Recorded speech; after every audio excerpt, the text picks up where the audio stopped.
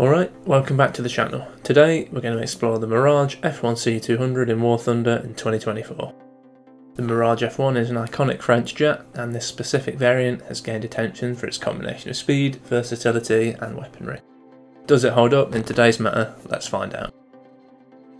Before diving into the War Thunder stats, let's take a quick look at the IRR history of the Mirage F1C-200. This jet was designed as a multi-role fighter and interceptor, introduced in the early 1970s as a replacement for the Mirage 3. Unlike its delta-wing predecessors, the F1 has a swept-wing design, giving it a balance between speed and agility.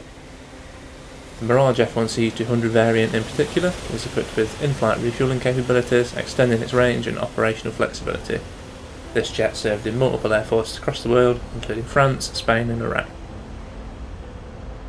In War Thunder, the Mirage F1C-200 sits at rank 7 in the French air tech tree. Now let's break down the performance of the Mirage F1C-200.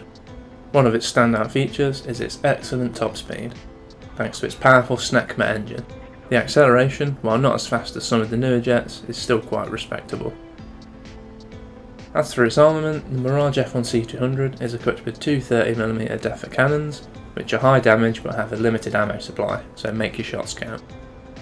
The plane can carry a variety of missiles. Up first is the Super F-30F semi-active radar homing missiles. These missiles can be used for longer range shots, though this missile does use a pulse seeker, so it's extremely easy to be countered by chaff. This jet can also take the R530E. This is a larger infrared missile that is rear aspect only, best used at a medium range on unaware targets. It has low acceleration but high top speed. And finally, the star of the show, the F1C carries the Magic 2 all-aspect infrared missile. These are high G infrared missiles with very strong ILCCM.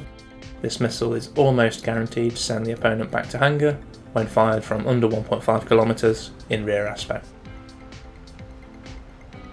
For other equipment, the Mirage F1C-200 can carry a large amount of countermeasures, as well as having access to a relatively basic radar warning receiver. The radar set it carries is usable. It has an MTI mode and ACM boresight mode.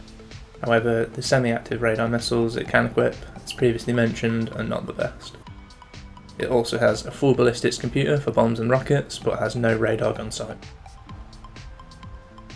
Now let's go over the pros and cons of the Mirage F1C-200. First up is its speed. It's a fast jet with a great top speed, particularly at high altitudes. Makes it excellent for hit and run tactics. Its engine is quite fuel efficient, meaning you can use the afterburner for the majority of the match without having to be too concerned about fuel burn.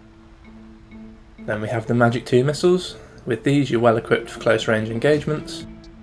As mentioned, used up close and rear aspect, they're almost guaranteed to hit, whilst also maintaining the ability to be fired head on. This plane carries a very high number of countermeasures, which is extremely useful at this BR.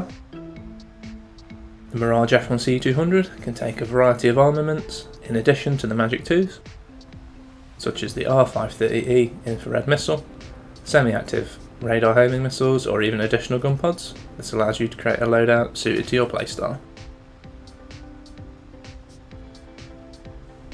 And then moving on to the cons, so manoeuvrability, while decent, its turning ability isn't on par with some of the more nimble jets, many of which it will face at this BR. Then we have the Super 530F. These missiles are quite heavy and will affect your flight performance when you take them. They're also very easily defeated by chaff due to the pulse seeker head. And finally, the 30mm cannons. These are a lower velocity compared to some other cannons, so will take some getting used to if you've not flown a plane equipped with DEFA cannons before. To make the most of the Mirage F1C-200 in War Thunder, here are some tips. The first tip would be to use the plane's great top speed in order to get yourself into an advantageous position where you can make use of the strong Magic 2s in rear aspect shots.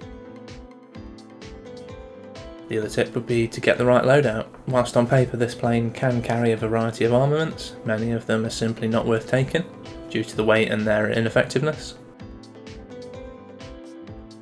Depending on your playstyle, it may be worth taking 3 of the 530Es in their place, or simply taking gun pods, though this plane is not the best turn fighter at the BR range it faces.